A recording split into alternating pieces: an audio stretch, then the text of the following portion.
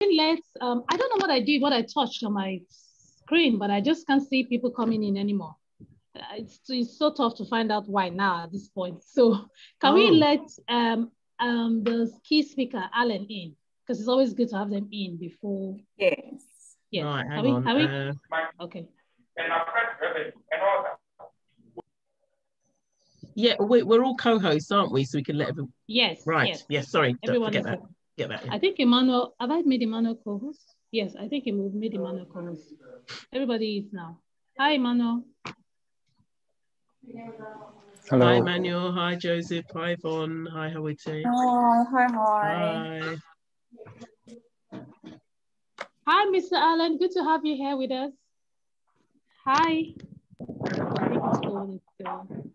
Yeah, I'm here with you. I'm here. Oh, thank you so much, sir, for honoring. Hi, Emmanuel. Yes, I'm just trying to get. Hi, Michelle. Trying to get others to come are struggling. So I'm sending the link. Okay.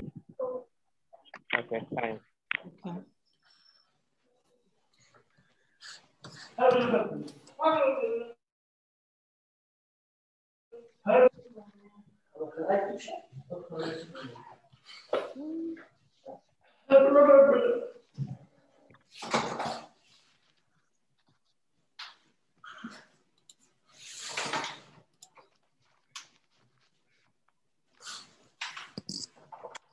Okay, I think we're still, Mr. Allen is still connecting.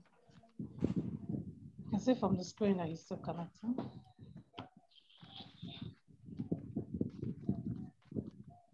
Hi, Michelle. I'm glad you called. You feel better now. I can hear you very well. Yeah, much better. Thank like 2 days ago, you were literally talking through your. Yeah, I can hear you well now.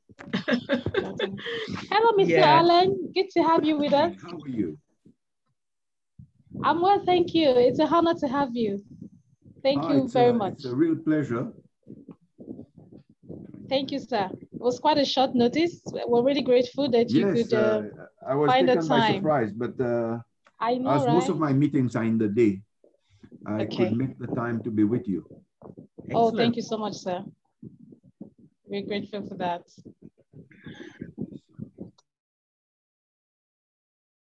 About 2 minutes from now, it's 11:58 in my time zone. And then just for the rest of the team that's keeping an eye out for people coming in and out, if there's sounds coming in from other places, then just make sure to mute them, okay? Okay. Because you can have a, I think as co-host, then you can select where that mute. Okay. Noted.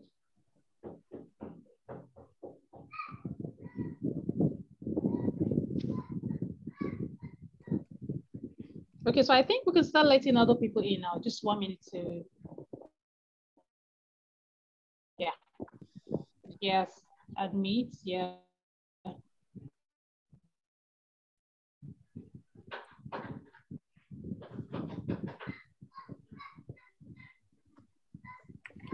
Wow.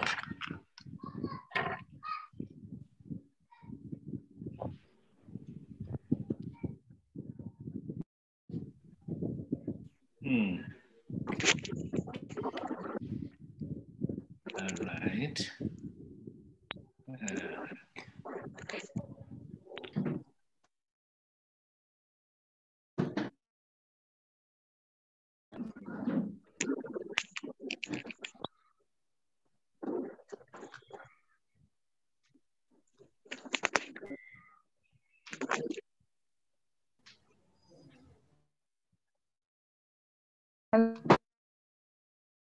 Hello, good afternoon. Good afternoon. I think as people join, we will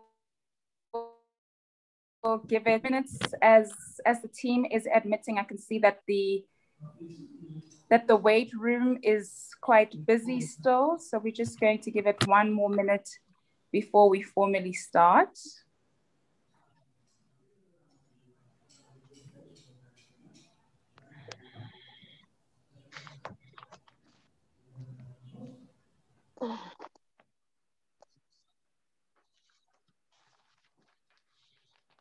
Okay, I think most people are settled in and ready to go. So I'm going to kick it off with very, very warm greetings and salutations from South Africa, from Johannesburg, South Africa, to wherever it is that you are on the African diaspora. It is my absolute pleasure to welcome you this afternoon, this morning, this evening, depending where you are, to the Tourism Invest Africa Ministerial webinar today. Now, I know most people will know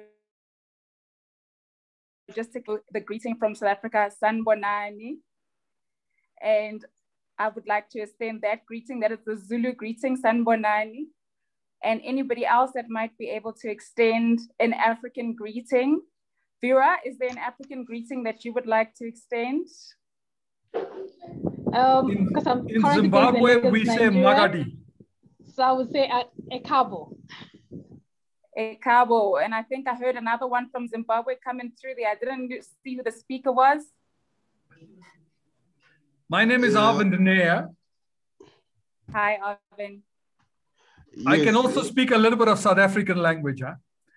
Okay. Would you give us your Zimbabwean greeting, please, Arvind? Yes, in Shona, we say Magadi Tiripo. Magadi Tiripo. Okay. Anybody else? I'm opening the floor here as a... In Ethiopia, in East Africa, Ethiopia, we say Salam. Salam. Salam or Tena Istelling. Thank you. Yes, in Zimbabwe, if we think otherwise, we can say Linjan. Linjai. Yeah. Awesome. Awesome. I know in Botswana, where I grew up, we say Dumelang. So Dumelang, if you're from Botswana. If you're from Zambia, yes. Welcome to everybody. In fact, today we have in attendance a number of key stakeholders across the African continent and across the African diaspora. We have honorable ministers of tourism from across the continent, so welcome. We have CEOs and presidents of tourism boards across the continent, so welcome to you too. And key stakeholders in general of the African tourism sector as a whole. I am Yvonne Lekalakala, and as I said, I'm speaking to you today from Johannesburg, South Africa. The team at TIA, Tourism Invest Africa, is wholly represented by Southern Africa in the form of South Africa and Namibia, West Africa in the form of Nigeria and Ghana, East Africa in the form of Ethiopia, and the African diaspora. But if you followed that, you've noted that we have a vacancy for Northern Africa. So if you are a representative from Northern Africa, please reach out to us. We would be more than happy to have you. So our focus today is unlocking growth and expansion through tourism promotion and investment. Our agenda is quite simple and straightforward. Following the welcome from the African Tourism Board, we'll go through our introduction, where we'll be speaking through the initiative, the team, objectives, and the value proposition that tourism in. Then one of our team, Michelle, will also then be speaking through the exhibition, the sponsorship, attendee packages, program, the expected program or the proposed program of the TIA at the IATF. We have two very noted speakers today that will be sharing with us. I'll do an introduction of them as they come up, but it's Dr. Atun Okupo from the Red Clay Lane St. Ange former Minister of Tourism from the Seychelles. We'll then open you up for a question and answer session before we close off. So without further ado, I am going to hand over to Vera, who is our representative in Western Africa, to take you through who the TIA is and what it is that we hope to achieve with this initiative. Over to you, Vera.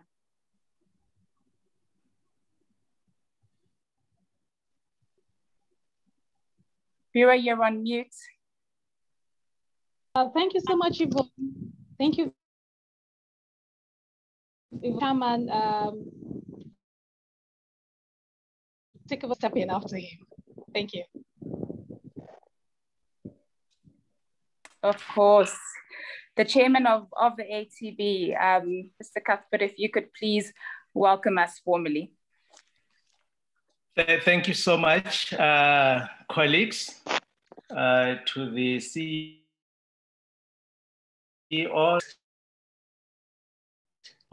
who are working tirelessly behind the success of this engagement,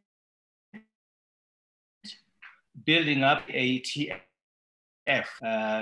The African Tourism Board President, Mr. Alains and Ange, and the entire broader African Tourism Board family and associates, our honorable ministers who will be joining us in these discussions, and captains of the tourism sector and our distinguished guests. Ladies and gentlemen, it is with honor and great humility that we join this panel of guests this day in our collective endeavors through Tourism in West Africa, in crafting mechanisms on how best we can forge and navigate in our drive to promote tourism investment in our continent.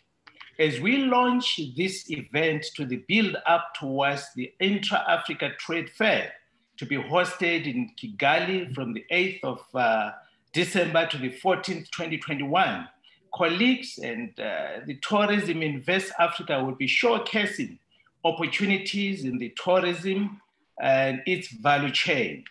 As we all agree that tourism sector is an essential pillar in our agenda for sustainable development in Africa and a driver as well in accelerating and achieving our economic goals. As we share our experiences, let's engage and roadmap our sector. And roadmap our sector.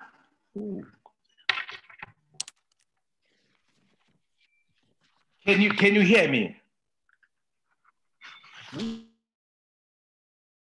Yes, we can hear you. Yeah, we can hear you. We can hear Okay, you. no, that's great. My apologies. Yes, in cognizance of the daunting challenge.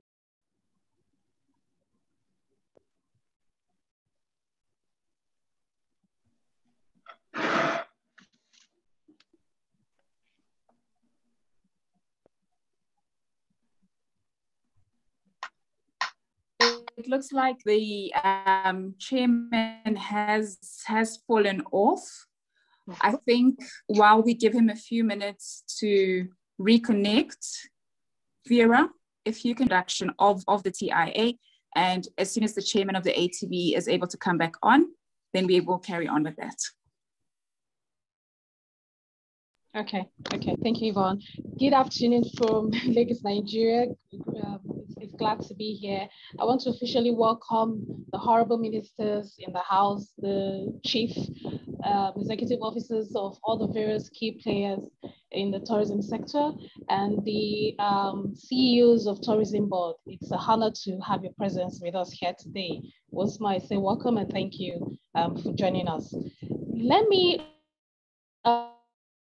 walk you through just a brief introduction first of who I am. The owner of GitHub Company, a tourism and consulting company with operate locations. We operate from Lagos, Nigeria.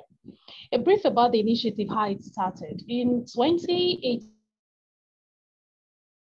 with Fair, which was held then in Cairo, at that event, we did notice that there was a gap in terms of tourism being boldly represented as an industry. We noticed that other sectors and other industries had their presence, but tourism wasn't.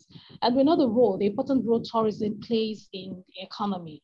Tourism, as we know, is a major contributor of the economy globally. And we know that tourism has key roles it plays in terms of put people in communities and the grassroots. And we did go further to sort of like engage some of the investors and representatives from other continents who were at that event to say, how do you view the sector? Or, you know, and then the few research we did, we got reports that they seem to see tourism as an industry that is just all about ticketing, it's all about vacation, it's all about relaxation, which is true, but they feel its potential as on the sector. And we felt that, yes, these were some of the reasons why probably tourism as an industry has not yet been seen like a sector ready for investment. And so we started developing on that idea, and last year, we came up together and then we formed a team, and we got the support from the African Tourism Board for the first time in 2021, because the event was moved from last year to this year because of the pandemic. So we got together to form a team and so for the first time this year to present tourism at the IATF, which will hold this year, December from 8th to 14th, to have tourism to represent all the sectors, tourism and hospitality, all the sectors within that industry to be boldly represented at the IATF. Now, why the IATF? Which is another very important question. Now, the IATF, which stands for Intra-African Trade Fair, is an initiative of the African Bank powered by the African Union. Now, that Africa Continental Free Trade Area, which we know that is a global movement and shaker in the continent right now. If we've been conversant with what has been happening, we've seen so many countries that are taking both steps in as that agreement got into implementation in January. We've been seeing both steps from countries across Africa. And IATF is a platform where all the key players in the government space, high-profile government officials, businesses, both in the public and the private space, all come together under one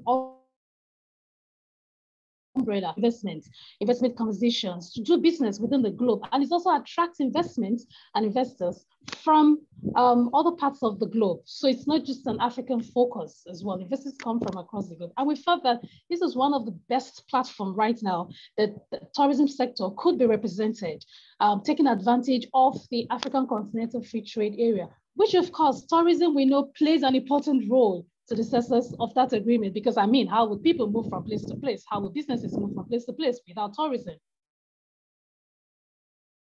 And the initiative, and that's what we're calling this event. And the pavilion, which my colleague will take over from and share more light on the packages that are designed. Then I want, at this point in time, I want to talk about the value proposition. Now the IATF, it would be the best place at the IATF, at the TIA pavilion will be the IATF, where investment-ready destinations, businesses in the tourism and hospitality space can initiate conversations with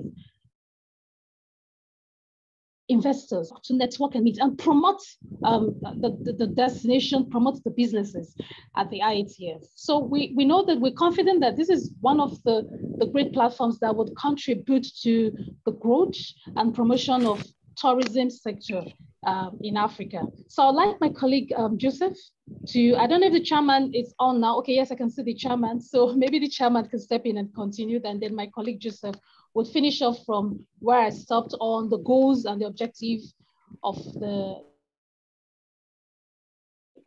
thank you everyone. Thank you, Vera, thank you. Chairman, please, if you are ready, we are ready for you as well.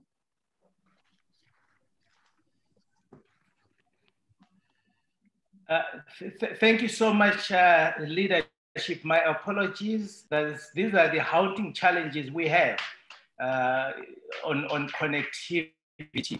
I hope that I am loud and clear. Can you hear me now?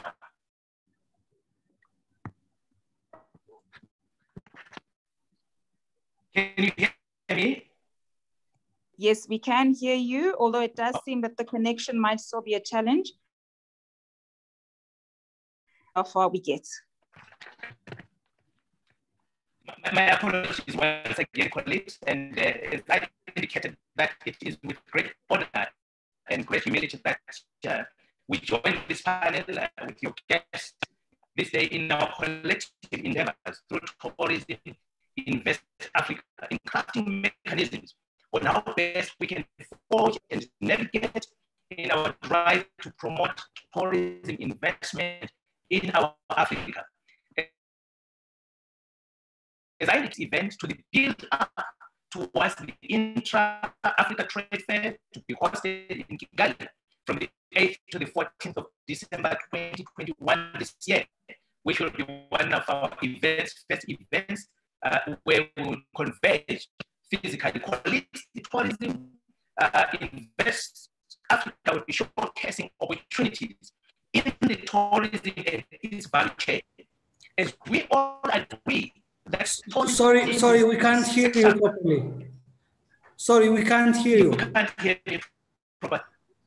All right. Can we proceed with the program while I connect myself again, please? Okay, I think we will do that. We will do that, Chairman. Thank you. Just take over with regards to the goals, please. I am just pulling that up onto the slides for you in just a second.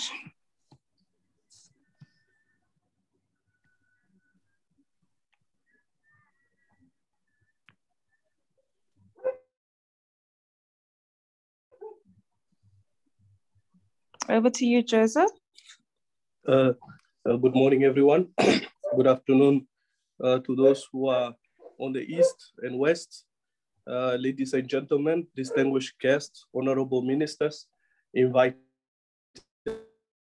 CEO in the tourism industry. Good afternoon and welcome to this wonderful discussion on our Zoom meetings, since we have all changed the new way of talking, the new way of preaching and reaching to each and everyone by this wonderful way we are going to explain to you. As we say, this isn't a teamwork, it's an effort by everybody. So it's not an effort from anyone or let's say any participant, but we have come as a collective, like my colleague have said, to put this wonderful initiative in front of the rest of Africans' hands. Position during this TIA meeting is that highlights of Africa tourism as a significant goal economical player, that is by showcasing investment readiness, destination, product, and services. Participate in this. We all know that during this pandemic, what have we learned from this? But how can we be able to initiate and change the way of thinking? It's by the meeting comes the 8th of December until the 14th. It's the only way how we can be able to manage and achieve our goals. Second, it's create a guideline that will advance market information, measuring and accessibility, a go-to guide for investment and investors alike. Because our pavilion is just not gonna be just and they pass by and grab some information. We want to make it more interactive so that people can come and get the guidelines, understand exactly how tourism investment can be able to be done in Africa. So this guide that we are busy creating as a team, it will provide guidelines on investments in Africa. At the same time, we are looking at aligning ourselves with African tourism and African Union visions for 2063 and the United Nations Sustainable Development Goals for 2030. So this is always have to understand that times are essence. And if we cannot take up this opportunity, the opportunity will never come back again. So with that has been always our goal. Since Sharon spoke to me for the first time, I've always mentioned that we need to make sure that the visions we want to achieve should help with the African Tourism Initiative and how we can be able to help sustain the goals of the UN development projects. So I think how we can be able all to participate. We have different packages. We have different venues. We have and management companies that can be able to come with us and exhibit at our pavilions. We have hotels, hospitalities, and all others. They are more than welcome to join us on the IATF Rwanda 2021. And then we have MICE organizations, marketing and PR firms. They are all definitely welcome. We have press and medias, travel and writers and bloggers. And then we have the whole sectors of the value chains. When we talk about the whole sectors of value chains, we look at the tourism industry as a value chain business. From the street vendor to the hotel, those are the people that are contributing to the tourism sectors. We don't want to leave anybody behind. We want to create an inclusivity pavilion that everybody can be able to feel at home and part of this initiative.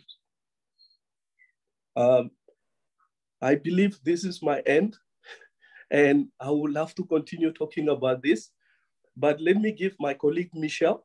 She's with us all the way from England, and we acknowledge Chief Ambassador all the way from America who is with us today. Greetings from London, everybody. Thank you very much for joining. As my previous colleagues have said, welcome honourable ministers, dignitaries, and everybody in the house and who's present. I'm just going to talk you through how you can get involved in the event, because I'm sure that's why you're here, to hear all about that. So as my colleagues have already said, we have a 200 square metre pavilion within the Intra-African Trade Fair exhibition. So we'll have a branded pavilion with 200 square meters, and we'll use that space for exhibitors. So companies that are investment ready, that want to get involved in and be seen by investors and so on, and find partners. They can take a 3 meter by 2 meter stand or a double stand, which is a 6 meter by 4 meter stand. So there's the exhibition that you can get involved in. We will also use that space for networking and one-to-one meetings. So there'll be some kind of matching that we'll do with everybody in our delegation and who is in IATF. So we'll have some networking and some one-to-one meetings there. And then thirdly, we'll have a seminar space. And this is where we'll run like workshops and mini masterclasses and run presentations. So this is the opportunity where we can present the opportunities that are available within your individual countries, what opportunities are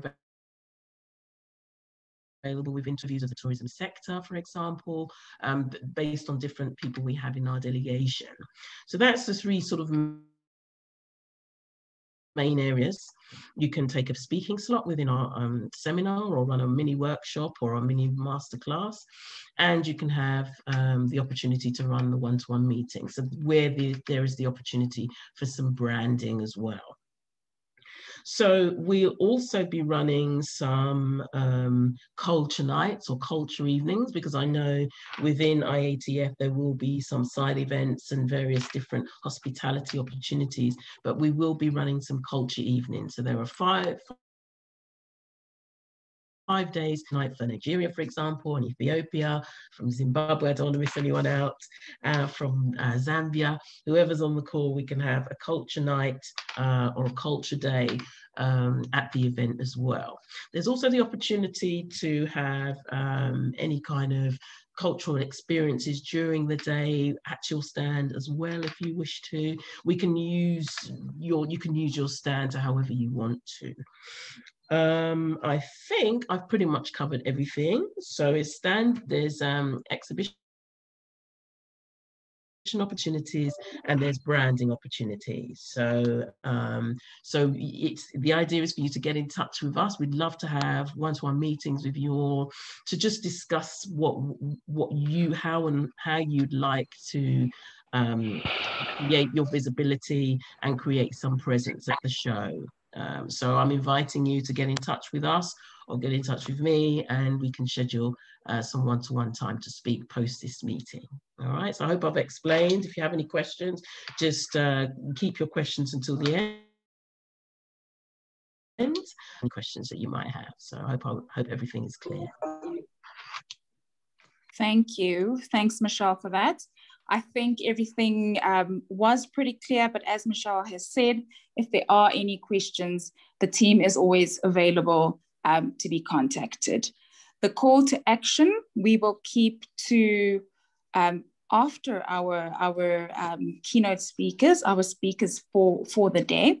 So I'd like to take this opportunity to introduce our first speaker of the day, Dr. Adun Okope, and she is from Red Clay Advisory.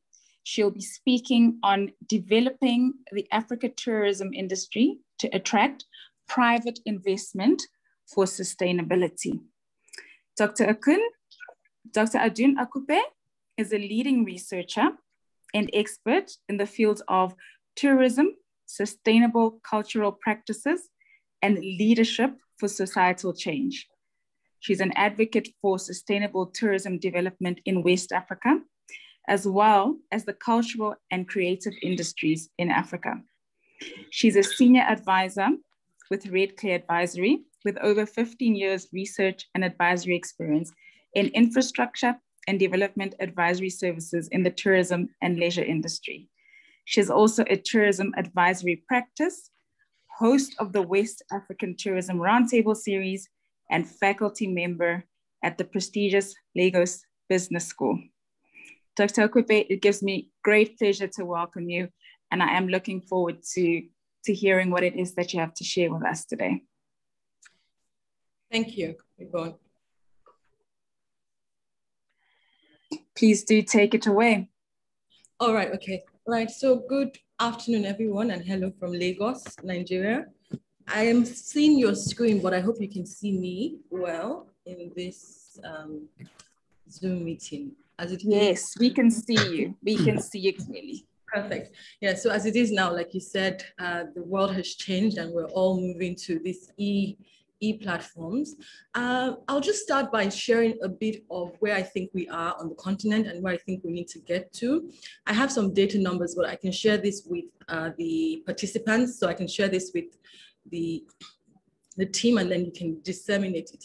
Really, for me or for us at Red Clay, the fact is we've been talking about tourism and we've been talking about development and the potential the industry has.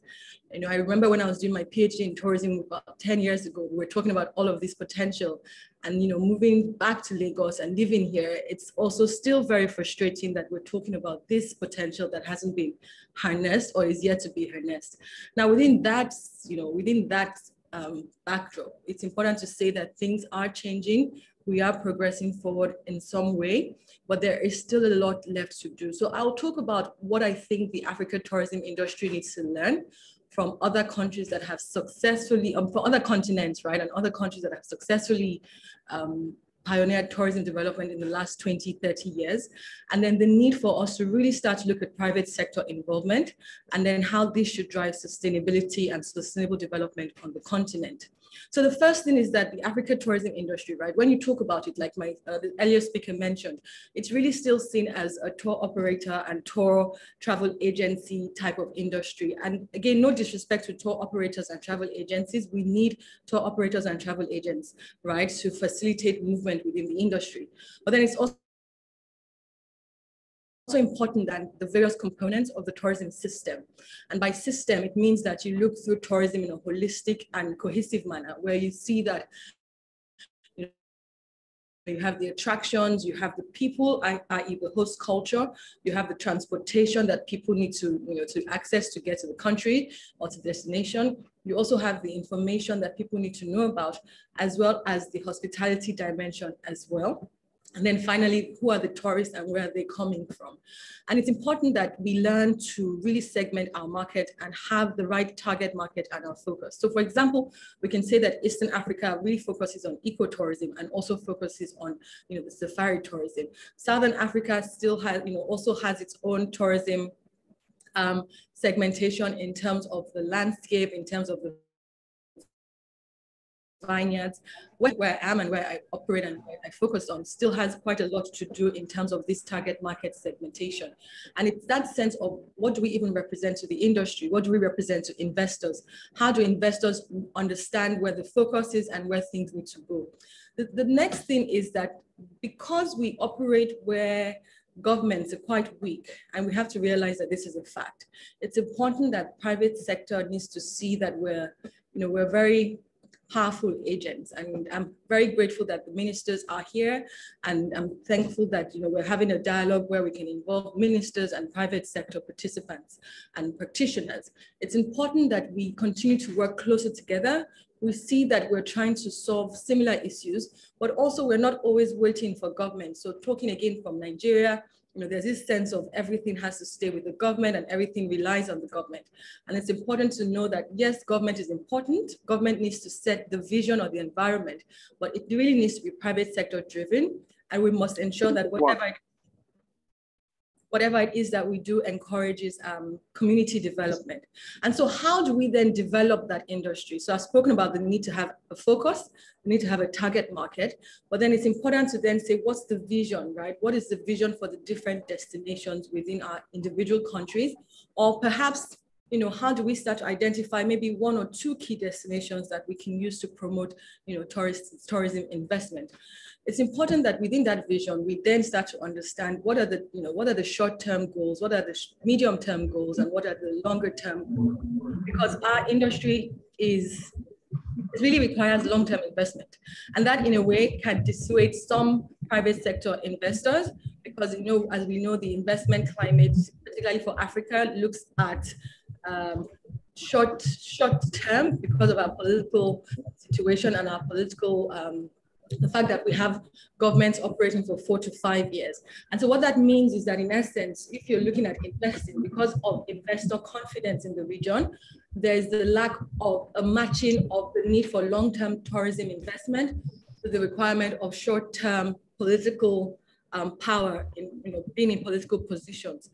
And so how do we start to communicate this to investors, and how do we start to change the legal frameworks and change the policy frameworks to show that people can invest for the long term?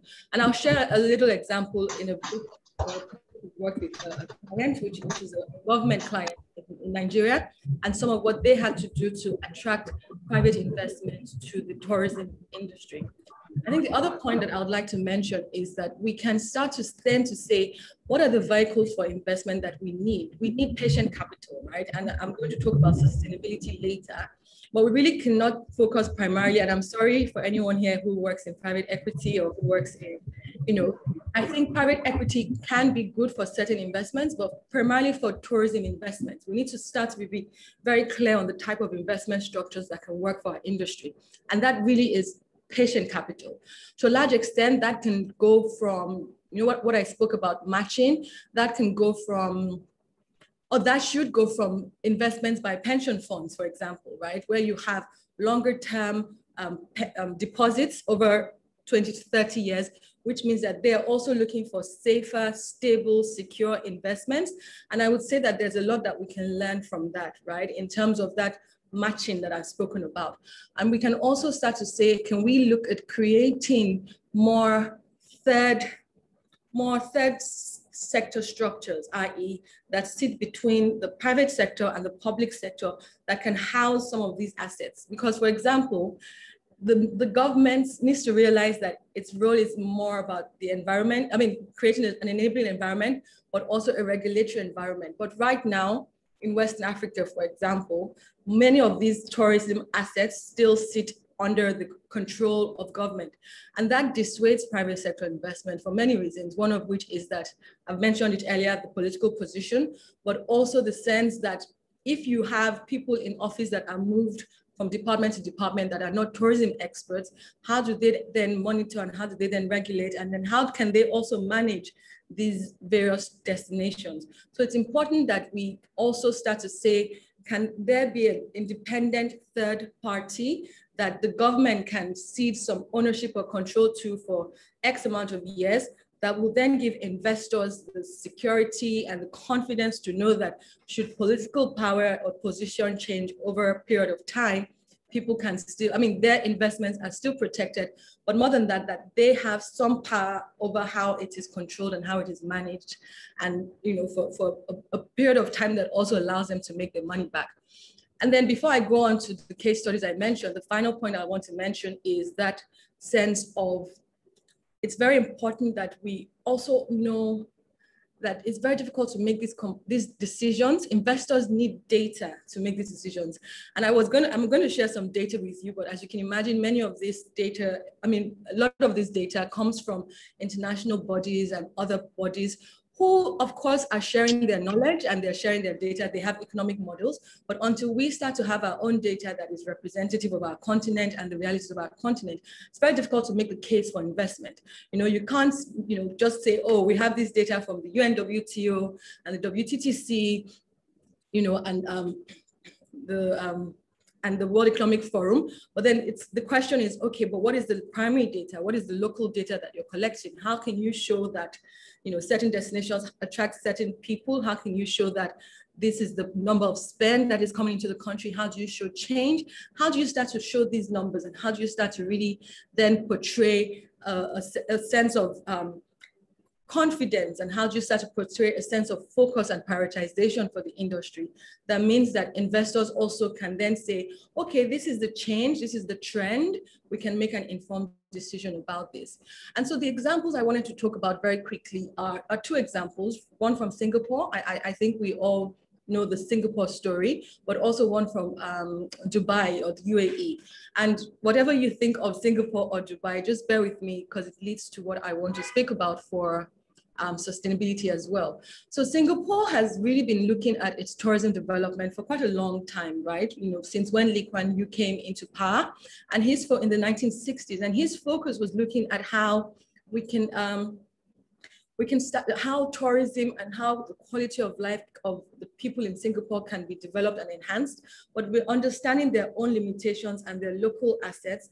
But the most important thing that I would say that stood out for me in terms of what they then did was the engagement of technocrats and experts within the industry that could then come up with the various tourism development plans that needed to be done, as well as the data to support these investment plans. And then over the time since then, what I've been following their story quite strongly. What I've seen is that they've, you know, at the time when they realized that, okay, this wasn't really working as well as they wanted, there was a focus on finance. You know, Singapore was looking at its geographical power and saying that, okay, we can focus on finance for the region. And then based on that, we can see how we can then attract people for tourism. And then there was the focus of long-term investment that I'd mentioned.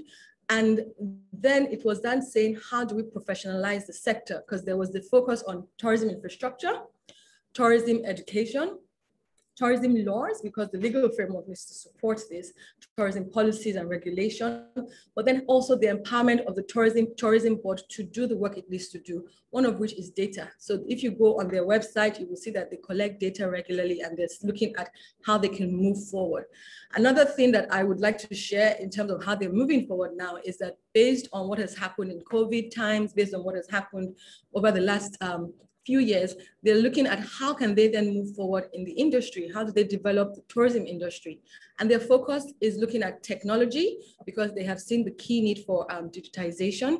They have seen the role that technology can play in the development of the Singapore tourism economy. Sorry, 1 second, because I'm literally just talking straight to you. I just need to just double check the second and third one.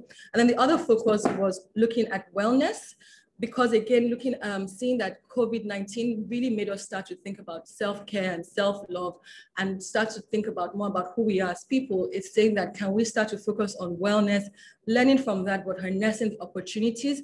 And then the final one is on sustainability, which I'll touch on. But this clarity of focus and this clarity of dissemination, I think the memo was disseminated sometime in April of this year, again shows that forward-looking approach to tourism development. It's saying that we recognize this is what's happening and we are looking for investors that will partner with us in the direction we want to go. And we've identified the 3 dimensions we want to grow, which are wellness, sustainability, and tech. And they've provided information as to the various elements that will need to entail. That sense of clarity and is that sense of direction that I'm thinking. Sorry, I think someone's and the second case, the second case study, I know I have 15 minutes, I think. The second case study that I would like to, can you hear me? I can just hear a lot. Yes, we can hear you. Yes, we can hear you.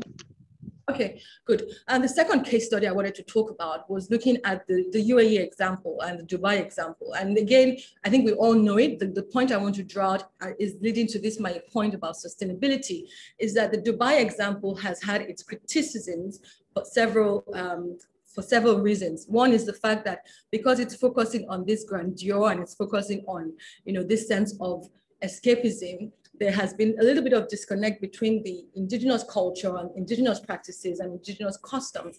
And then that provides questions of what does that mean for sustainability? What is tourism then for? And the Dubai model is unique, right? Because they have their own vision and focus as to what they want to do, which was diversifying their economy, but also looking at how to attract people that can come in and see what Dubai has to offer, to then invest in finance and real estate in other industries. And over time, we can see that Dubai, the UAE, has become the capital, the economic capital for, and the headquarters for, organizations that are operating in the Middle East, Asia, and Africa. So that has been their own focus, but it's important that when we're thinking about investment and when we're thinking about private sector investment for sustainability, we really need to start to look at. But more than that, it's important that we understand our own developing economy context. And what that means is that we need to look at the economic, we need to look at the environmental, and we also need to look at this, the social, right? The social component, i.e. the people component, and say, how are we ensuring that this investment can lead to economic growth, of course, a stronger sense of appreciation for culture, and also for the contribution that tourism and leisure contributes to well-being. And thirdly, how do we start to then make sure that we learn from mistakes and other economies to mean that tourism provides a space for conservation and preservation. This focus is critical, it's very important. I would say that it's something we haven't focused enough on yet within our continent in terms of this private investment for sustainability, but it's also an area that provides a lot of opportunities because we know that there are green investment structures, there are vehicles that are looking at sustainable investments. Right now, again, there's a real refocus on saying, how do we invest for development? How do we have more meaningful investment? How do we put capital into meaningful spaces? And so I think that if we're able to look at the various, I've tried to build a picture and say we set a vision, we then say this is where we want to go. We identify clearly what the areas and gaps are. We provide the opportunity and vehicle for investment to come in, which has to be outside of which has to be outside of government, which has to be outside of the public sector. And then we also then say that how do we then position this investment into into structures for sustainability. Some of my options and some of my recommendations going from what I've said is that within our continent, we need to look at a stronger focus on the creative and leisure economy, well, the creative and tourism sectors, which are part of the leisure economy. I think we need to make a stronger case for letting people and investors understand a bit more about what the tourism industry entails. We need to provide more professionalism and sophistication in the industry and refinement. We need to really spend a lot of time educating. And I'm hoping that when we go to Kigali, there's a focus on educating and informing investors. My final point is that I wanted to share a case study with a few colleagues about the need for more tourism investment vehicles. And, I had several investment bankers come to me and say, okay, you've made this point, Adun, how do we go ahead? What do we do? How can we do it? And I thought to myself, goodness, what do they do? Where's the platform? And it just shows that, where are the tourism specific investment structures? Where are the tourism specific investment entities? Who is actually leading that conversation? That can be something that, the TIA also looks at. And then the example I wanted to give was this example that I mentioned about a government that we worked on, a government client. And again, it's looking at their roadmap, their implementation plan, their master plan for tourism for the future. And then one of the key issues we mentioned to them was that, you're in power for 4 years. What if you're not reelected? We had looked at the trajectory of what had happened in that state over the few years past and different political government administrations. And what had happened is that the government, they give destinations, they give concession agreements to destinations, and then that government leaves power, and then the following government then annuls or deletes or makes the existing concession agreements not relevant or valid anymore. And that was what that meant was that the tourism development growth was stunted because it's this start, stop approach. And so they had to take it to several, they had to take it federal, right? They had to change several laws and several frameworks to show that regardless of what the position or the political administration in power, once concession agreements have been given for a certain number of, X amount of term, that it needed to then be honored. And it was this sense of doing business and making it easier within the state, but creating an avenue that investments were going to be protected, at least for the duration of the concession agreement. I would say that they made the case. They had to look extensively into previous laws and precedent that had been set, but they were able to successfully make that case, and they were able to change the framework and the policy framework around that. But more importantly, the tourism ministry was working with the Ministry of Finance and Development, Ministry of Urban Planning, to say that they understood the various, the interconnectedness of the various decisions that we're going to make. And it really required a lot of work and a lot of dedication. And I would say that that is what we require our ministers here to help us with, in that sense of the dedication, the focus, the resilience to keep pushing for the changes that we might need for the policy frameworks, for the legal frameworks, but also the open doors that we will need as private sector practitioners to be able to come together, to work together, to move the African tourism industry to the future where we all want it to be, which is a tourism industry that is focused on contributing to its economy, but also one that sustains livelihoods and one that preserves the environment and celebrates the culture we have on the continent so that we do not lose this. Thank you.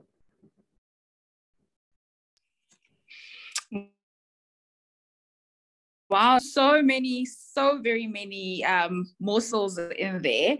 And I can only imagine that a lot of people have taken so many notes. For me, I think the most things that stood out from that was your assertion of the need for a third sector structure that sits between the private and the public sector. The importance of having our own data, right? Because we need to be able to give that data back while educating and informing potential investors. And lastly, of course, the very practical case studies that you shared with Dubai and Singapore. So thank you so much for that. I can't wait for the question and answer session because I'm sure you do have quite a few questions coming your way. Thank you. Thanks again so much. Thank you. So without further ado, I am going to introduce our next speaker,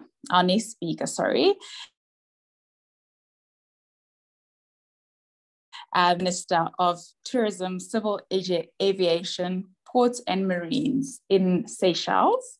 He's also the head at St. Ange Tourism Consultancy.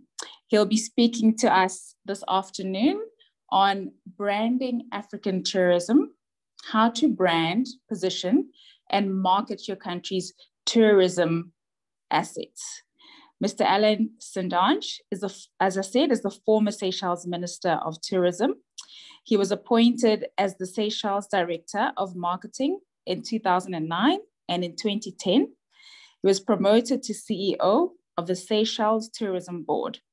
He is the Deputy Secretary General of 4C in Jakarta, a consultant for TMN in New York, co-chair of SunX in London, vice president and founder of ICTP, consultant to PMA ESA in Mombasa, and CIOA in Durban. Mr. St. Ange, over to you. I really look forward to what you have to share with us. Thank you very much. It is really an honor for me to join you all today, as we firstly must congratulate Tourism Invest Africa. And here I want to acknowledge the words and the messages passed by Dr. Okupe. Your words meant so much to what I'll be saying now. It meant because if we don't have the medium to move forward, it is impossible for Africa to succeed. It is impossible unless the avenues and the roadmap. We will talk until we are blue in the face. Tourism Invest Africa today is putting in front of everybody for us to achieve something. Ministers present, delegates, it is really an honor for me to join you all today. Join you as the world of us being one. I think the biggest challenge we have in branding or in marketing, in repositioning or in moving forward, is, are we proud of ourselves? Our color is possible under the 54 states that make us Africa. Are we proud to be Africans? How can we brand something if we are not proud ourselves of what we are? We must forget the past. We must move for the future. Today, as COVID has shown us, that without tourism, the world grinds to a halt. No aviation, no income, people out of jobs, so many are suffering. So we need today to take the decision that we are going to rebrand Africa and its tourism industry, because we know full well that tourism is one medium that puts money in the pockets of the people, if it is done well. This is why when I was minister in office, we coined in Seychelles for the Seychellois to claim back their tourism industry. Take it back, make it ours. But for it to make it our way earlier, it rings the tone for everybody that we must find the tourism industry. Today, as we talk about branding, to salute the effort of Kenya and Tanzania recently met to discuss a way forward. This is branding Africa, where we try to work as one, and then you'll find that we can build something for our 54 states to work together. The assets of Africa, Zimbabwe, the Victoria Falls of Zimbabwe and of Zambia, it's a unique treasure that Africa has. But do we all use it? Allow Zimbabwe and Zambia to fight in their own little way to try and bring people to Africa. But if we all work together, you'll find that the assets of Zimbabwe and Zambia today could be the assets of Southern Africa in this new world where people won't travel just to a country anymore, but will try and make different stops. This is why the African Tourism Board. This is why the World Travel Network.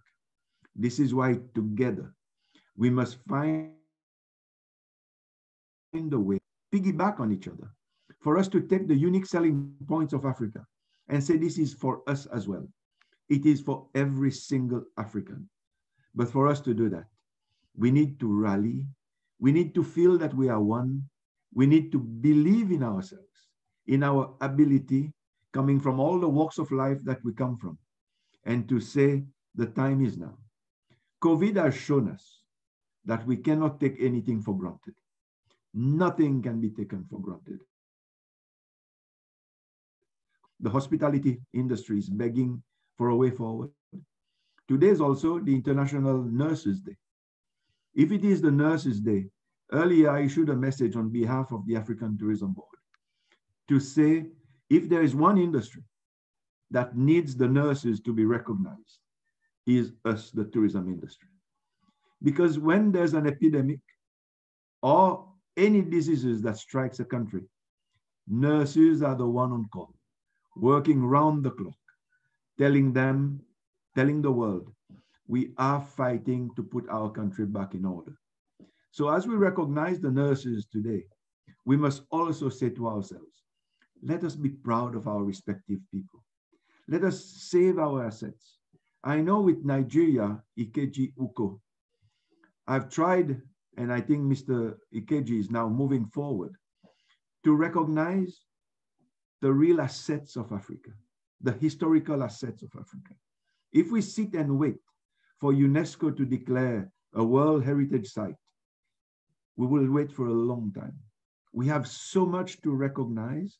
Today, we saw a minister being recognized by Germany to rebuild some of the assets of a country. This is what we need to do.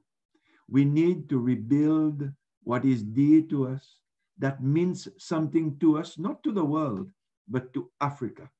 And this is why the time, and maybe at the Tourism Invest Africa Forum, we could find a way to list some key assets. Instead of having World Heritage Sites, they become Africa Heritage Sites. That is recognized by Africa, and that'll become assets to help us get our tourists to see a bit more. When tourists sit at a hotel, as much that it is nice, by the pool, on a sun deck, they make no income to the country. We need to provide ways for the tourists to be able to get out, to visit, to explore, and to know, and in so doing, buy an excursion, spend some money. By them spending money, each and every African has a way to make a better income from their country's tourism industry. With these words, I'll leave you and wish to be there to answer your questions. I am really proud that Africa is slowly but surely getting together to be one, to face the world at large. Thank you very much and good evening. Indeed, thank you so much, Mr. St. Ange. I really enjoyed that proposal for African heritage sites. I think that is a challenge that everybody that is present today can take up and be ready by the time we all meet up in Kigali, in Rwanda. And I really look forward to the comments and indeed show of support that will come through in the upcoming question and answer session. I'd like to hand over to my colleague Hiwoti in Ethiopia, just to come through for us, Hiwoti, with the call to action for the attendees and indeed for their larger networks, please.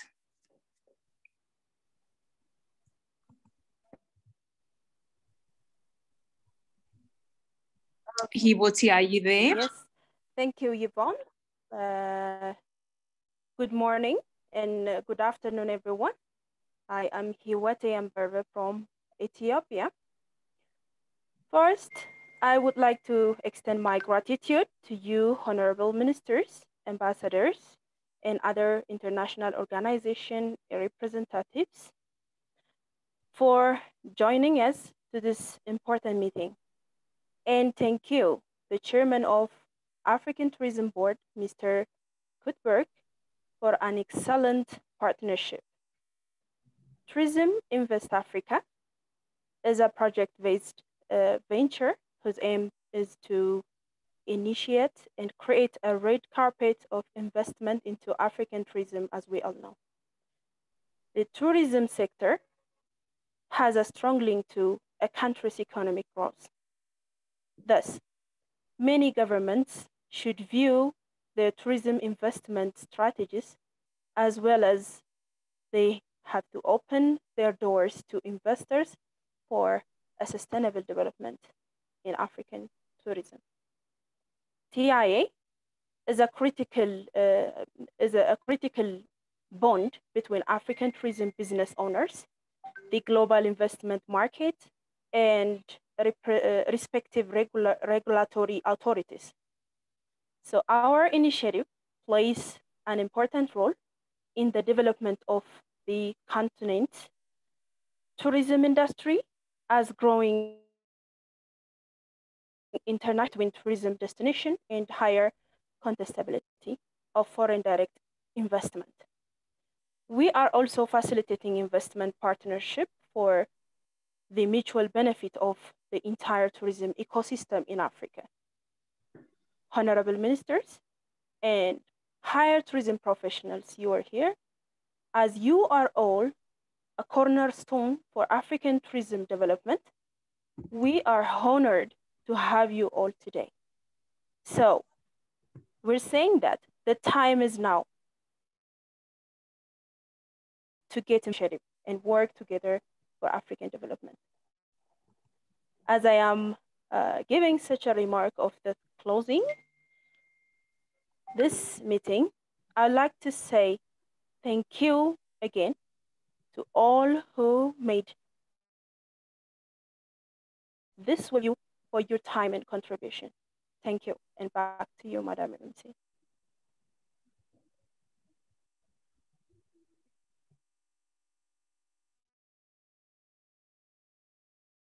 So much.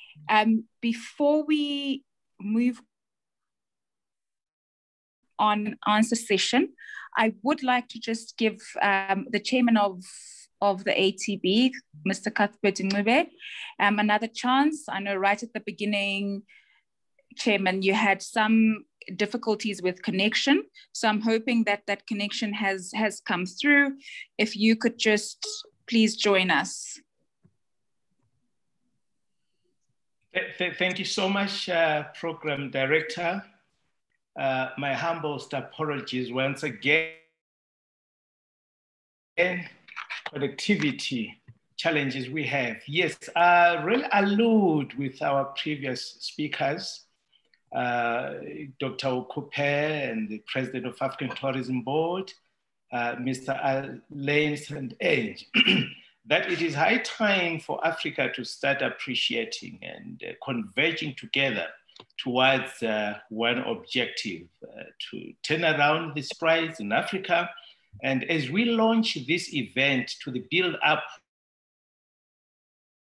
to fair, to Kigali, in December, I would really, colleagues, like to endorse that the Tourism Invest Africa, who will be showcasing opportunities within the tourism and its value chain, as we all agree that tourism sector is an essential pillar in our agenda for sustainable development in Africa, and a driver as well in accelerating and achieving out our economic goals. We share our experiences. Let us engage and roadmap our sectors. Yes, in cognizance of the daunting, of course, challenges upon us, if there was a time we need to stand together as Africans and as a bloc, it is now, together with all stakeholders. It is time to interrogate our strategies as part of the solutions in our motherland, Africa. Seriously on how the continent's tourism sector, economic spheres, not only survives, but recovers and grows after the devastating effects of the pandemic to travel, tourism, and hospitality activities. May I give reference to the Tanzania? I know President Alain has actually alluded and appreciated the initiatives between Tanzania and Kenya, which is really acknowledged and appreciated. In reference of Tanzania-Nigeria tourism investment and trade forum that was hosted and organized by the High Commissioner of the United Republic of Tanzania in Abuja in partnership with the Nigerian Chamber of Commerce and Industry a few days ago, where the emphasis was how do we synergize, moving closer in collaborations, and also easing the trade policies and agreements between the two African giants, thereby stimulating the intra-Africa and driving both countries to economic recovery. This is the spirit of Africa that needs to be appreciated, the spirit that needs to be emulated by all member states. So the solutions to our recovery lies in our hands. The solutions to our investment appreciation in our reach as we navigate, colleagues and honorable ministers. The driving objective is how best do we turn around the challenges we face today into greater opportunities and ensure that tourism investment blends not to be just a sector with great potential, but a sector that will offer, a sector that will create jobs, a sector that will create investment and sustainable livelihoods for Africa and the global communities at large. As I inaugurate this event, I invite you to come to explore the magnitude of opportunities that needs to be tapped and explored thereof. To welcome you in Kigali, we will be hosting a marathon of rebranding and investment events. Let's take advantage and exit services, as there is no doubt that Africa holds an undeniable potential, and it is very clear that our member states presents a tremendous promise to become or remain vibrant hosts of tourists, investors, and entrepreneurs at the same time, which is a major drive for employment and economic inclusion in our continent. Therefore, I would really appreciate our honorable ministers and us and our heads of tourism boards. It is high time for Africa to regroup. It is high time for Africa to come together with one synergy in driving an economic growth in our motherland. We really appreciate, and the organizers as well, as we are preparing, as we are setting a pace towards the exhibition in Kigali. We really appreciate to really, let's come together, let's synergize, let's appreciate what we have instead of working in silos and segmented, but in unity. There is so much strength for Africa. It is our time. Let us therefore stand up and claim that belongs to us. Thank you very much. Indeed. Thank you, Chairman. And I'm really glad that we were able to sort out that connectivity issue, because we really appreciate your support and that of the ATB, the African Tourism Board. I would like to, at this point, hand over to my colleague in Ghana, Emmanuel, who will be facilitating the question and answer session. In fact, Emmanuel, just before I do that, I believe that there is a comment that I've been requested to read from Bonu Solomon in Senegal. And it says, "Dear colleague, my vision of post-COVID-19 investment in Africa should change approach and paradigm. My conviction is that the urgency in investing must first and above all focus on human capital training. And training is one of the elements that enhance and rationalize investments in its various forms. For a long time, we have thought that investing in infrastructure, roads, hotels, equipment, etc., has always been more important than investing in training, in trades, in knowledge that allows for good management of all our investments. So Emmanuel, would you please, over to you, facilitate the questions and answers. Thank you very much, Yvonne. A very good morning, afternoon, and evening to everyone who has joined us to officially engage our tourism ministers and our tourism investors. My name once again is Emmanuel Frimpong, speaking to you from Accra, Ghana. And I have a very simple task to do, just to take your questions. And then we have all the experts here, as you have listened to them. I am thrilled by the analysis and information that we have received. So we just want to get your questions and get the experts to actually do this favor. But before we take all your questions, I have an important personality who is representing the Minister of Tourism Ethiopia to share something brief with us. So with all due respect and with permission from the chair, my Honorable Kabet Nkube, who is also a mentor to me, may I welcome Honorable Seleshi Gema to share something brief with us, representing the Tourism Minister from Ethiopia. Sir, if you can hear me, please, we are ready to listen to you. Thank you. Thank you, Emmanuel, for the opportunity. Good afternoon, honorable ministers and dear participants.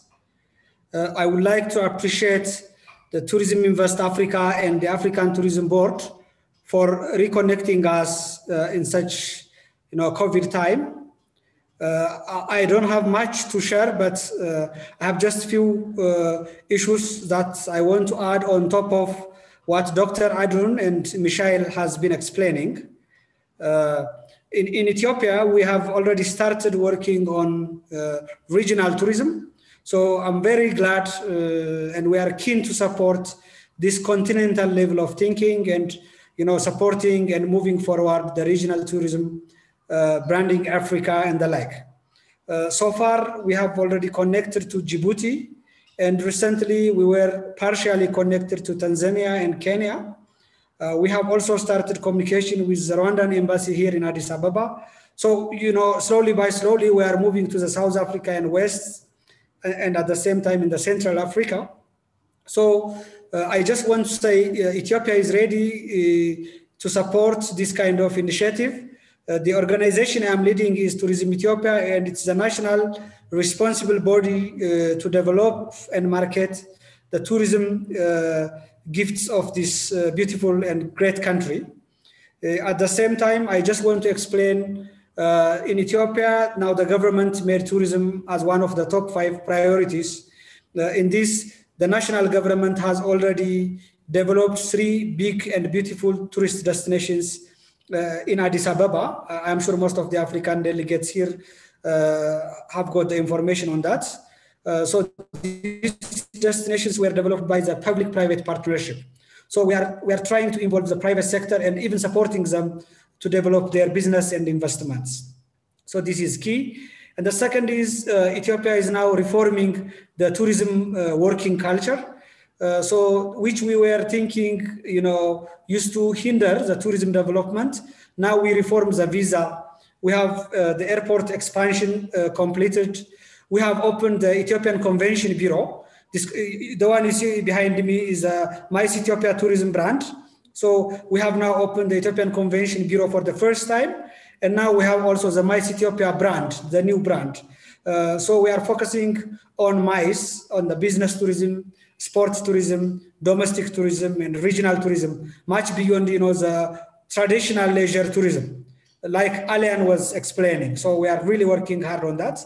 At the same time, we are also reforming the investment proclamation and regulations to bring more foreign direct investments, joint venture investments, to pull investments from franchise, from foreign investment from the international market.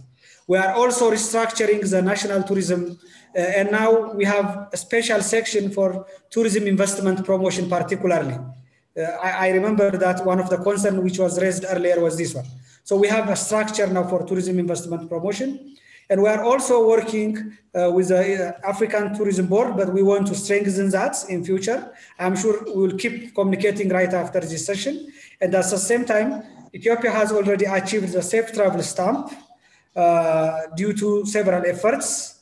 And again, with the help of the Foreign Ministry of Ethiopia, we are connected to all our ambassadors working overseas, and we are connected to Paris, Australia, US, UK, and several countries. So we are using our embassies to be connected more than ever, because we don't have trade fairs, B2Bs, and roadshows that's happening overseas. So we are using our embassies to be reconnected. And I'm very happy that Africa is working as its own. And again, I always believe and strongly believe that African loves to visit Africa. So we can also, be networked not only to promote investments, but also to visit and get to know each other. I thank you so much, Manuel. I know I took a bit more minutes, but I just want to reflect this. And thank you so much. You can go to the Q&A session. Thank you. Thank you very much, Honorable Selassie. We are so grateful to you. I think with, again, permission from the chairperson of African Tourism Board, we are looking at investment, bringing investment in Africa. And there's one lady that has been doing this for years now. And I want to bring her on for a minute or two to share something brief with us. And she is the CEO of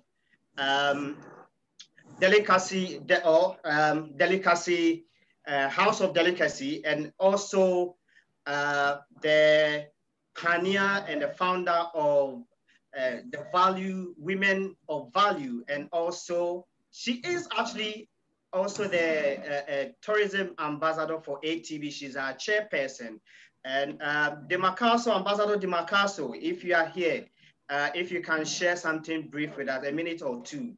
I call her my sister. She is somebody who is giving employment to hundreds and hundreds of women in Africa and helping a lot in investing in Africa. So if you are here and can hear me, kindly share something brief with us. Thank you very much, my brother and my leader at the same time. I always say it is in your nature to hijack me all the time, but I would like to greet everyone in this platform. And so far, I also have learned a lot. I won't take too much of your time, but what I have learned within the tourism, we know tourism is not a standalone sector. It is an interlinked sector with other industries, whereby in Africa, I think one thing that we are missing, and I think I did take some points from the previous speakers, where they are stressing about us knowing our own continent and knowing what is within our different countries. And once we understand what is there, because you cannot invest into something that you don't know about. There are so many sectors or many industries that are interlinked, with tourism, of which we can be able to look at the whole value chain and be able to leverage on. I will give you an example of where I am at this particular moment, in the industry of non-alcoholic wines, of which is something that we really never know much about it, that it is there. And when we look at tourism, we're talking about leisure, which is business and leisure. And within business and leisure, we're looking at food, we're looking at wine, we're looking at other aspects as well. One of the speakers did talk about, looking at other industries like your transport, looking at, your water, everything that goes into tourism. And I also picked the point about, the ecosystem, to say, for us to be able to win this battle, it's by interacting. It is building the ecosystem approach, whereby the different sectors, the different ministers, the different, even the industries, like, when we look at your private sector, looking at the public sector, the international organizations and the individuals. It is that time when we come together and understand who's got the strength where, to understand each other's strength, because Africa, we are not there to compete. I think we've got our own unique culture, ways, and traditions.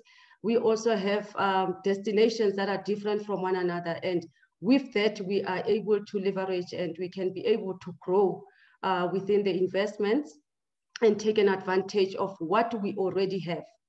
By knowing what is there, it is to travel to our rich countries and to visit each other and to understand what is there in other countries. But if we don't have that information, there's no way that we will be able to tap onto those opportunities. Thank you so much, my brother.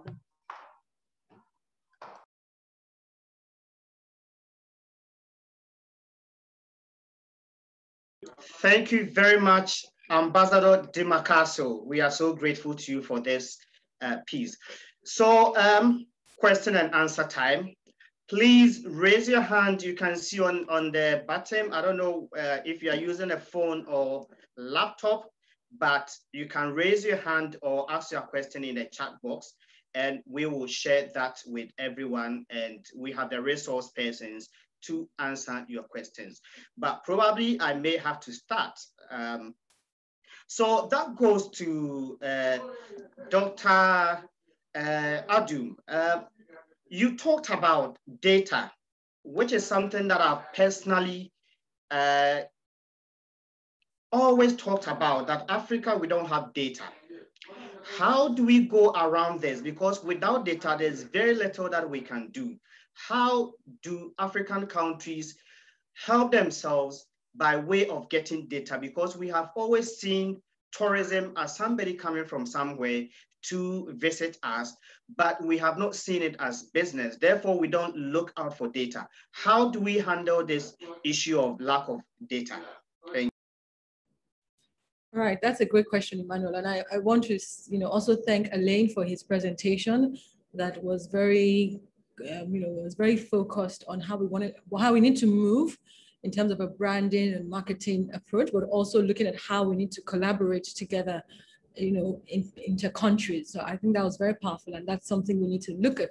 Now, your question is very important, and I think that, to be honest, we had this roundtable session last week, and that was looking at the African continental free trade area, and the need that it has for this creation of a single market for Africans, but also benefits it has for tourism. And I mentioned that because one of the key needs and for the AFCTA to be successful is that we need to have harmonization and standardization. Now, it's very difficult to know how you're trying to be harmonized and standardized if you don't even know what it is that you're trying to harmonize, what it is that you're trying to standardize. Basically, how do you make decisions? How can you make decisions? And how do you make decisions when you're not clear on the impact or the effectiveness of your prior policies or prior decisions? And so I would like to say that even for investment, I think this is one key investment opportunity that needs to also be provided in terms of, for decision-making for future investment. We need to look that as we're in the fourth industrial revolution, as we're evolving in our, as a global world, data is becoming more and more important. And the business of data is something that we cannot take for granted. We have organizations that are the largest organizations in the world now. You have the Google, the Facebook, they're focused on data. They focus on mining our behavior and saying, how can they use that? And so I would say the best way to start is, first of all, to start looking at that as an investment opportunity. And different states need to start, when I say states, I mean countries need to start looking at that.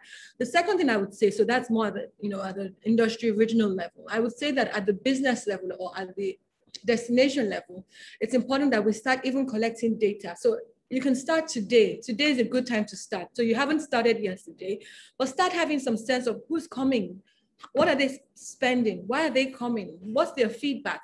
That then gives you a lot of material that you can use to iterate, and you can then say, if this is what people like, how can I provide more? If this is what people don't like, how do I reduce it? If this is, you know, a gap that I'm missing, how do I fulfill it? So again, sometimes we think only at this, you know, macro level, but even at a micro level, i.e. for people that are running tourism boards, tourism businesses, etc. How are we ensuring that we're using that data to inform our business decisions? So I don't know if I've answered your question. I think I've kind of answered it and added some more parts. Yes, you have. Okay, but I think getting into the business of data really is just about creating some sort of research design and saying, okay, what do I need this data for? And I think we're very lucky because we can see other countries that collect excellent data. We can start to look at them and say, how do we have exchange programs with them at a national level and start using their data collection metrics to, you know, apply them and adapt them to our own environment. Wow, great, great. Okay, so I have a question from Ms. B loves tourism. Ms. B loves hospitality. So her question is simple, and that goes to any minister here. And St. Angie, you are a former minister, so you can take it as well. And any person who feels they have the ability to take it can take it. Her question is simple. Are our tourism ministers informed and convinced that tourism can help us develop our various countries? That is her simple question. Are our ministers informed and convinced that tourism can help us deal with our problems? So anybody can take it. Well, I'll start if you want. Please go ahead. Emmanuel.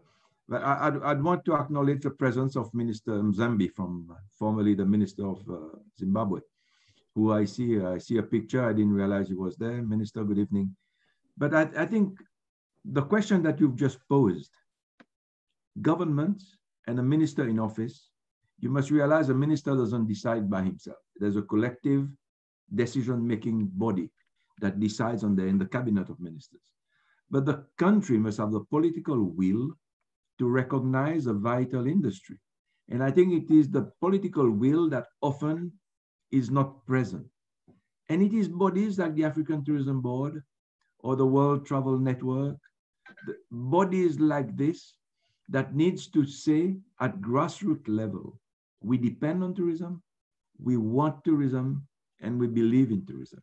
If we say that, all of us, governments are elected people, they will rally to the call to say that we need a political will to move that machinery and better recognize the world of tourism. I remember when Minister Mzambi and myself were both in office, we pressured for the African Tourism Board, African Tourism Organization, to have a tourism desk in Addis so that we can be better heard. Our problems can be taken forward. Today there is, but this was a call that a lot of us made at that time when Mrs. Zuma was then head of the African Union. We need to work together and push our wheelbarrow for us to achieve something.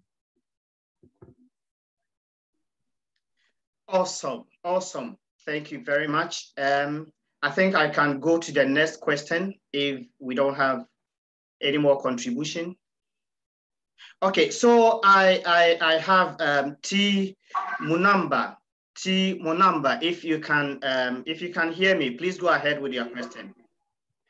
Okay, thank you, Emmanuel. I want to take you back to the tourism in West Africa, right at the pavilion.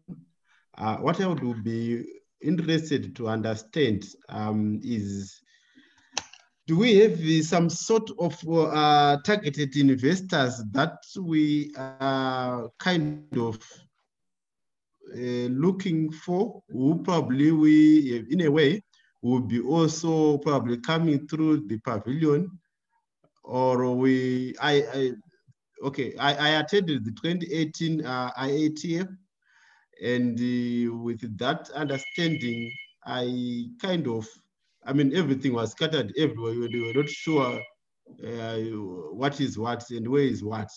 So yeah, my question is, Are there any targeted investors that we hope will pass through the pavilion? Say that, yeah, we know and prepare accordingly. Thank you. Thank you very much, sir. I think this question goes to the team of TIA. So Tourism Invest Africa, if any of you can pick this one up, do you have specific investor that you have targeted to be at this event? Is there something like that?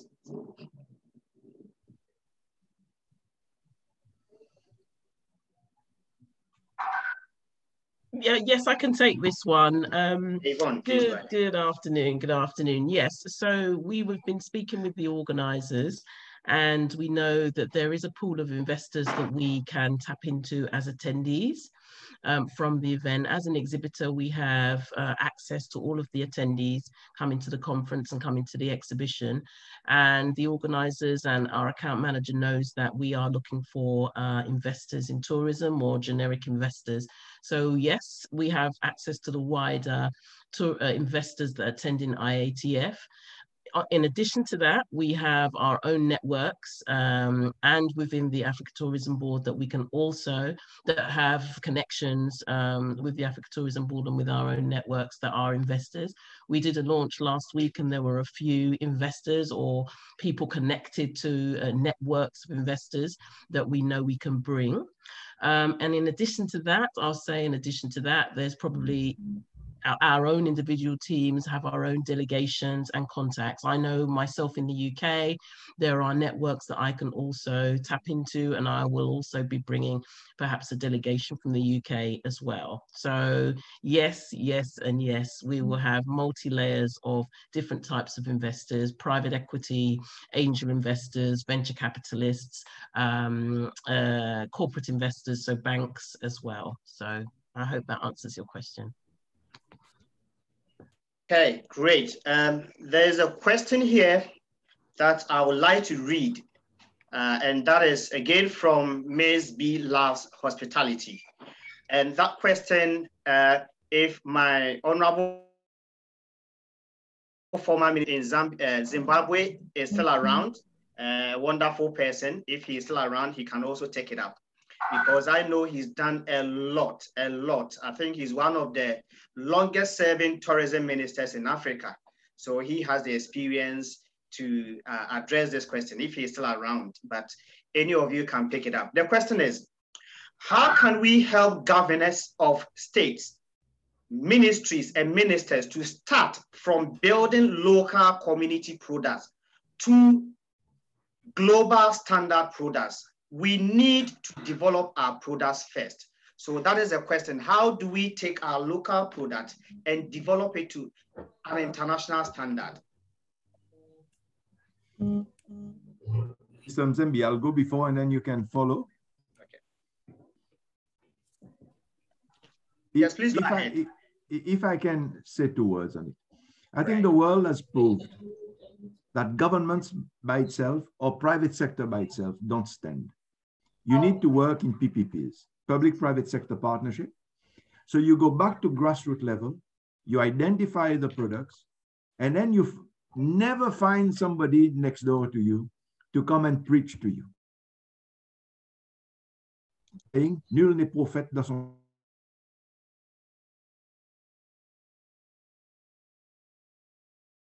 Get somebody from Kenya or Morocco to come in and give a lecture, taking the same things that the ministers said, but it will be heard as an expert that is coming in.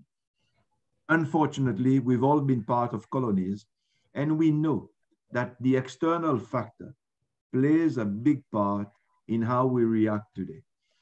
My gut feeling is that we need the grassroots, identify what they feel are unique selling points,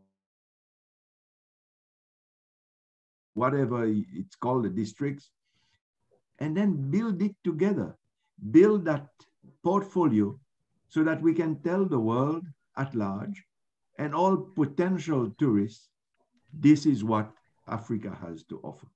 I don't know, Minister Mzembe, if you want to take it on from there. Alan, I think you've done justice to the question. May I just recalibrate back to the question that you so eloquently answered on our inclusion on the governance table is tourism ministers and whether we are ahead sufficiently enough. And secondly, the issue around our advocacy in the same space. I think it's very clear that even this forum that we are attending today is not subscribed to by ministers in service. Is virtually me and you, Alan, as retired or former ministers. That in itself is an indictment really to the sector. If we are unable to lobby sufficiently enough to bring our ministers to participate in very important sessions like this one, it means that unless we take it up, Alan, myself, and reconnect with our old folks, the active ministers, there's no continuity in terms of what we would have resolved here. So I don't know how we can all work together to reignite the interest of ministers who are currently in service to participate in some of these very exceptional conferences, workshops, and sessions. Because there's so much, even for us who have been in service before, this learning doesn't end almost on a daily basis. We learn new things.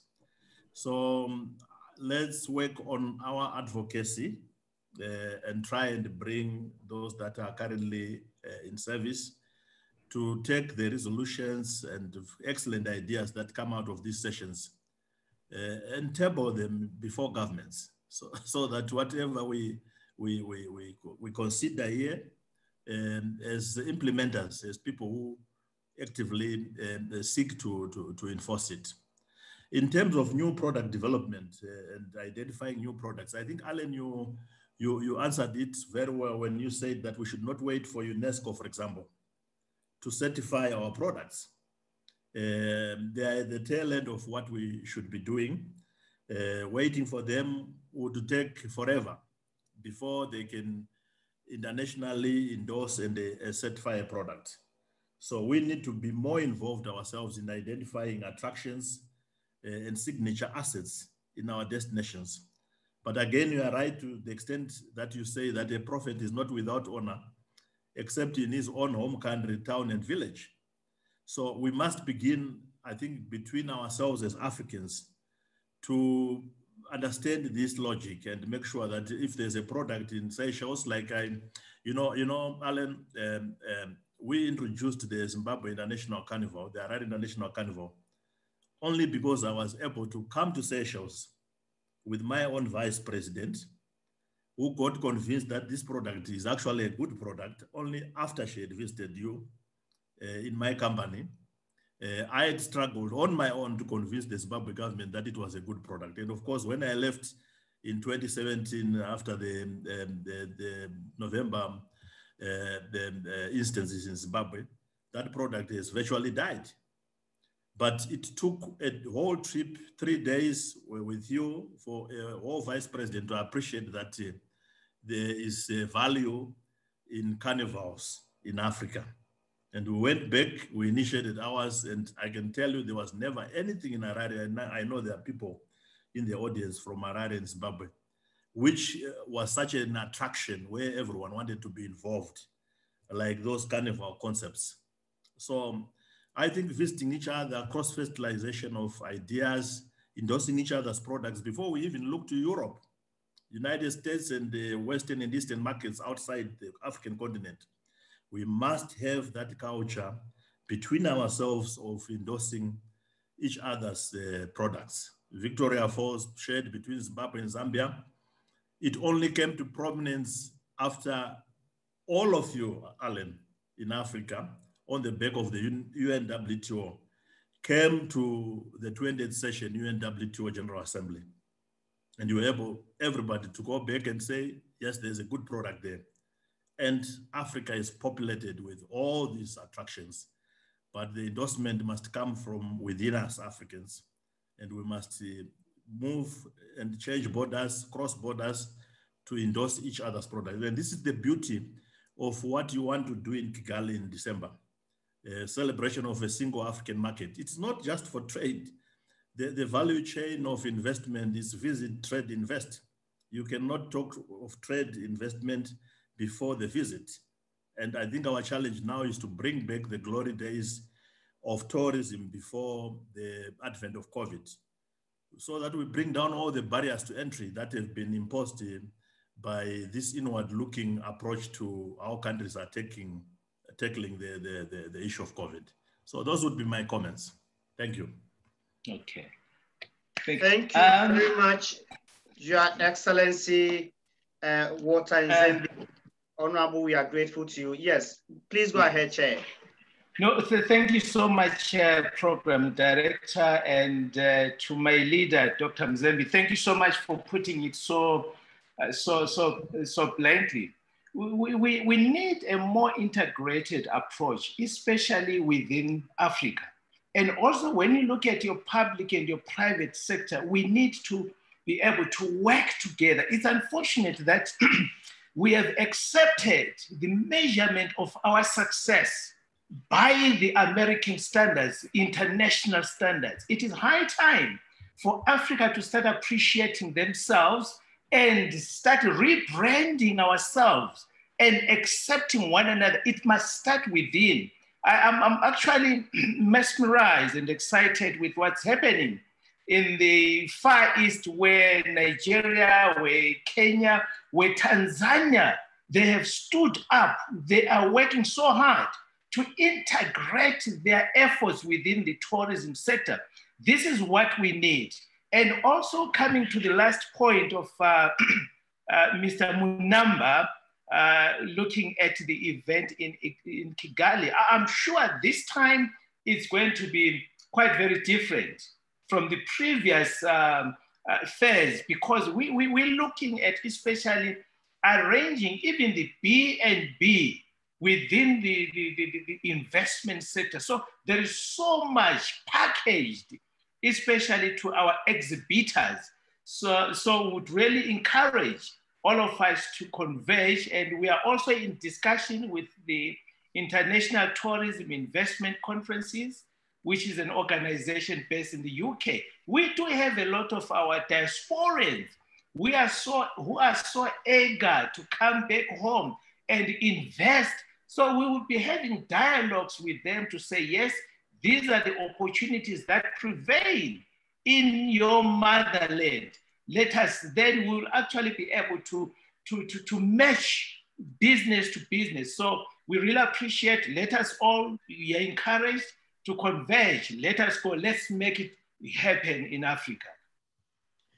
Thank you very much, Chair. With your permission, I have seen Dr. Talib Rafai on this platform, and I think it will not be something that we want to take, that we have seen such a person and we won't give him the opportunity to say one or two words. Dr. Talib was the former Secretary General of United Nations World Tourism Organization. And for us to have him here, and Doc, if you can hear me, please, you may share a word or two with us. We are excited, extremely excited to have you. So please share a word or two with us. Thank you so much. Thank you. I'm sorry I'm late. Had some technical problems in joining you earlier, but I'm delighted and honored to be here with you. I want to add my voice to that of Alan and Walter, that Africa must develop its own narrative. It's about time that Africa speaks for itself now. It's not enough for us to follow the international trends anymore. This is what I want to say at this point in time. I believe that Africa has a lot of power within, and this power must exhibit itself. And you can do it. You can all do it. We're all African. Everybody came out of Africa, after all. Alan knows it, Walter knows it, and Our chairman knows it. So please have trust and confidence in yourself. Come together first. Africans must come together because there is no country can do it on its own anymore. Success cannot be measured by each country doing a good job. The trick is how we can do it together. This is the point. So Africans must come together first, and then they would impose their will. Look at the world around you. EU is not coming together at all. Even the United States is not united anymore. It's divided States of America. That's what it's called now. The UN system altogether is not working. It's time for Africa to show the world a different model. Thank you so much for giving me this wonderful opportunity to participate with you guys. Thank you so much. Thank you so much, Doc. We are so grateful to you. I think I'll be passing on to my colleague, Yvonne. Yvonne, you may please take over from me. I think we have a few questions, but we are running out of time. So Yvonne, please take it over from me. Thank you. Thank you. Thanks, Emmanuel. I think there were so many contributions, very valuable contributions in the session. And the more that we do this, the more we realize that indeed we need to have more and more of these discussions. So for those that were unable to come in with a question, our email address is team@tourisminvest.africa. You would have received an email from us. So it is that very same email that you can use to communicate with any of the team members. We are on LinkedIn as well. So if you just go on LinkedIn and look for Tourism Invest Africa, I believe the team has also shared our email address in the chat for any questions related to the packages that are available, investment opportunities, etc. For those that wanted to share and talk further on the discussion of tourism investment in Africa in general, we will be holding another 2 or 3 sessions like this coming through to December. And we will be sure to invite you. We will be sure that we leave enough or more time for questions and answers to allow for a better flow of conversation. So it's just about keeping an eye out on our social media and keeping an eye out on your email addresses for those invites. Again, we appreciate your time. And this isn't goodbye, it is see you later. Thank you so much. See you later. Thank you. Thank you. Thank you. Thank you, everyone.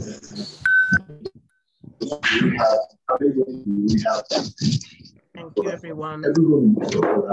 Our email and LinkedIn handle are both in the chat, so please connect to us. Thank you. Thank you. We will catch up soon. Thank you. Thank you. Bye, everyone. Bye. Bye, everyone. Bye. Thank you. Bye-bye. Yeah, let's go with your number. Go with 2.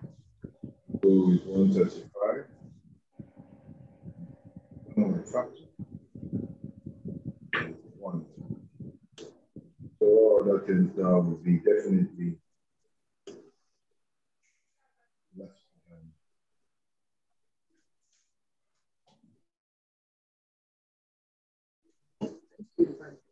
What?